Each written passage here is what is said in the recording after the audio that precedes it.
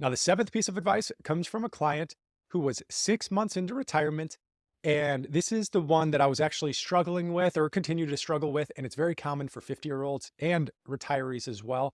I don't like to admit it, but I think it might coincide with that well-known midlife crisis, right? And that is playing the status game.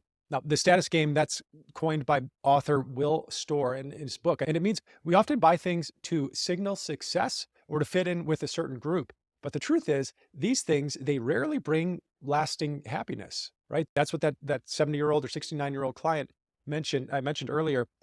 6 months in, we were mapping out his plan. And he said, can we look at a scenario where I finally buy my dream car? I've always wanted one, and this is the time to do it. He was in retirement. It was time to have some fun. I said, great. We put it into the plan, and we saw it barely changed. His graph and his chart and income plan looked great. So he felt good about buying it. He did it. And then 6 months later, we were talking, and we were talking about a few small optimizations to his investment strategy. And I said, hey, how's the Porsche? And you might have guessed what he said, and I'll share what he did, actually what he ended up doing with the car. But I want to stress, there's nothing wrong with buying nice things, right?